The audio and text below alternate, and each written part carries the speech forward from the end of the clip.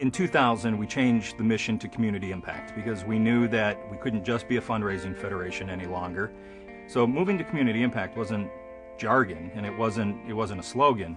It was kind of going back to our roots and being clear that we exist to change people's lives. And the way you do that is you mobilize folks into collective action. Once we changed the mission to impact and Local United Way started moving in that direction, more and more local leaders, local CEOs and volunteers started asking themselves, well, what do we really stand for, though? We work to advance the common good. And what we believe is that in order to do that, you've got to create opportunities that allow people to have a better life.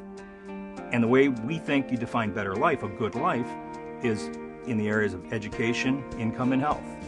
You have to have a decent education, graduate in order to be able to sustain yourself and a family. You've got to be financially stable in order to be able to make decisions to actually take advantage of the choices you have. And if you don't have your health, you don't have anything.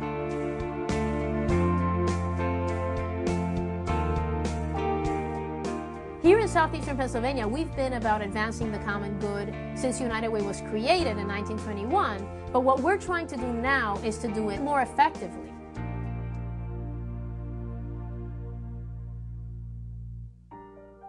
Historically, United Way used to be a goal-oriented organization, but focused on a single goal. How much money are we going to raise every year? The strategic alignment is an alignment that continues to keep the organization goal-oriented, but now focuses the goals on impacting our communities. I definitely love the education, income, and health focus areas because, to me, they touch every single person. I think they speak to every worry, every concern, and every aspiration of all Americans, not just poor Americans, not urban Americans, not rural Americans, but all of us.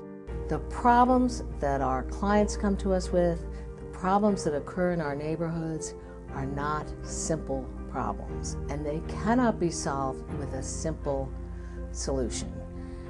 The families come to us with deficits in education, health, income, their personal lives. In fact, their spirits need help and bolstering. Not every community in the United States is necessarily going to have a focus agenda that aligns exactly, and that's okay. In our community, for example, we definitely prioritize education. We prioritize financial stability or the income area, and health is integrated into everything we do.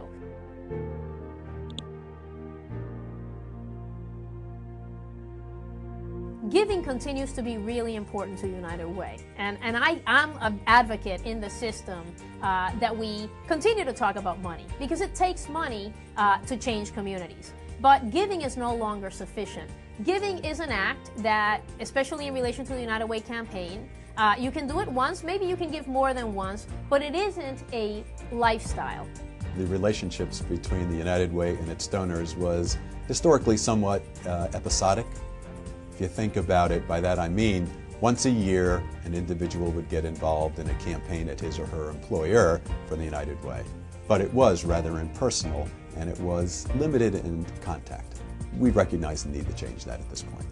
When we talk about giving, volunteering, and advocating, then we're talking about living your life 365 days a year in a different way, in a way that frankly connects you with others on a constant basis.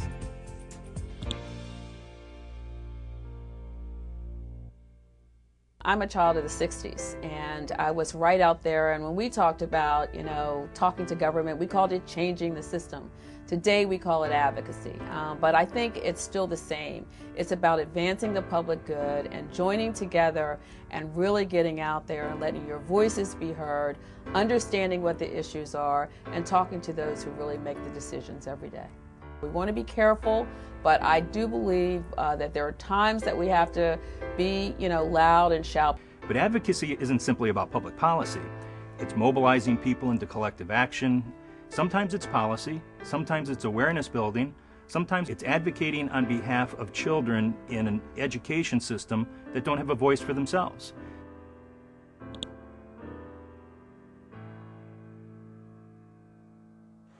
One of the things I enjoy doing back here in the shop is getting the feel of the wood. You can smell the sawdust, the cuttings and everything, and it just seemed an absolutely natural fit to teach that to the kids. And that's why I volunteer as a woodworking teacher. Good, that's it. These kids, probably 60% of them, will never graduate high school. And if they don't, what are they going to do?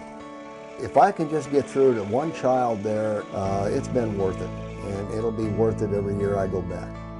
My name is Ron. I live united because I refuse to give up on these kids. We've got to go beyond just the annual day of caring. Volunteerism and helping people volunteer as a regular part of their life is going to have to become a more important part of this strategy. If folks want to volunteer for us as a part of this, we better be ready for them.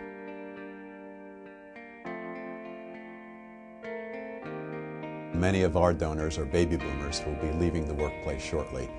By inviting them to not only be contributors, but volunteers and advocates for our priorities, we think we can build a strong relationship that stands the test of time. I would say to anyone who's a part of the United Way family, this is an area that you clearly want to get involved in. The payoff is tremendous. Imagine being able to see every person in your state have early childhood education. Imagine seeing the poverty rates go down in your state, where everyone has the resources and the dollars that they need in order to take care of their families. Imagine health care and affordable health care for everyone.